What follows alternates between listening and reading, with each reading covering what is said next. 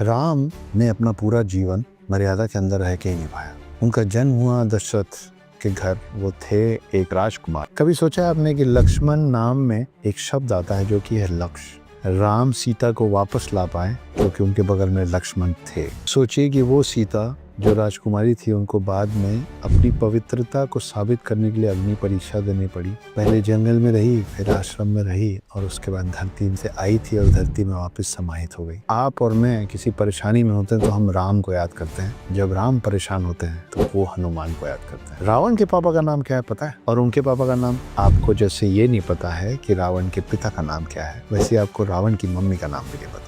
हर समय हर चीज फायदे और नुकसान के लिए नहीं होती। कहानियों में हमने देखा है कि जब रावण अपने बड़े से रथ पे आया तो राम हनुमान जी की पीठ में बैठ के भी उड़े, और रावण इतना शक्तिशाली होने के बावजूद इसलिए हार जाता है क्योंकि उसका भाई विभीषण उसके साथ नहीं था। इतना कठिन राम का जीवन रहा है, उससे भी ज्यादा कठिन सीता का जीवन रहा है। जिस धनुष को, जिस शिव जी के धनुष को बड़े बड़े क्षत्रिय उठा नहीं पा रहे थे, उसको एक 6 साल की बच्ची उठा ली थी, तो कितनी शक्तिशाली रही हो। जैसे सूर्य की बात करें तो आप और मैं नेकेड आई से नहीं देख सकते ना कि धूप में 7 रंग है। रेनबो में भी हम 7 रंग नहीं देख पाते, हमको बता दिया गया है कि 7 रंग है। करेक्ट है ना? सही बात है। आप सोचिए कि आपके मेरे पूर्वज इतने कमाल के थे कि उनको कैसे पता था मुझे नहीं पता, लेकिन उनको पता था कि धूप, जो सूरज की जो किरण है, उसमें 7 रंग है। और इसका प्रमाण क्या है? इसका प्रमाण ये है कि सूर्य का जो रथ है, उसके जो घोड़े हैं ना, वो 7 घोड़े। तो आमतौर पे जब घोड़े आप देखते हैं किसी रथ में तो वो 2 होते हैं, 4 होते हैं, 6 होते हैं, जो भी होते हैं, मतलब इवन नंबर्स में होते हैं, ऑड नंबर्स में नहीं होते। लेकिन आप सूर्य की कहीं भी प्रतिमा देखेंगे, सूर्य का कहीं भी रथ देखेंगे, तो उसके जो घोड़े हैं वो 7 घोड़े, क्योंकि every horse is depicting 1 colour and there are 7 colours from sun. तो हम लोगों का मानना ये होता है कि यमराज यमदूत भेजते हैं, यमदूत ऐसे दोनों साइड से ऐसे पकड़ लेते हैं हमको और उसको हमको लेके जाते हैं ऊपर। 24 घंटे के अंदर हमने जीवन में जो भी अच्छा किया बुरा किया वो सब दिखा के हमको वापस भेज दिया जाता है यहीं पे।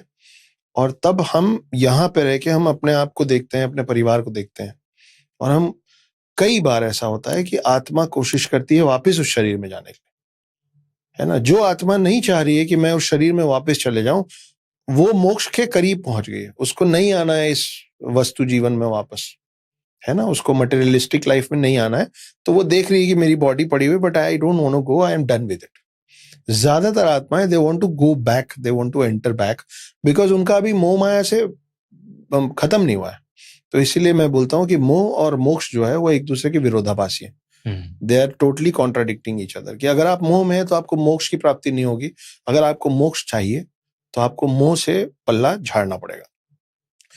मर्यादा पुरुषोत्तम राम। कभी सोचें इस शब्द का मतलब क्या है? इस शब्द में ही इस पूरे वीडियो की पूरी बात है। मर्यादा मतलब यू नीड टू नो कि कहाँ पे रुकना है, कौन सी चीजें हैं जो नहीं करनी, अपने संस्कारों, अपने मर्यादा के अंदर रह के सारे कर्म करने। पुरुषोत्तम, पुरुष धन उत्तम, तो वो पुरुष सबसे ज्यादा उत्तम है, सर्वश्रेष्ठ है, बेस्ट है, जो मर्यादा के अंदर रह के अपने सारी रिस्पॉन्सिबिलिटीज, अपने सारे उत्तरदायित्व निभाए। इसीलिए राम को बोला गया है मर्यादा पुरुषोत्तम राम। 7वें अवतार हैं विष्णु जी के। लक्ष्मण उनके छोटे भाई थे, इस पे हम बात कर चुके हैं। आप देखिए कैसी विडंबना है कि राम और रावण दोनों के नाम का पहला अक्षर रा है।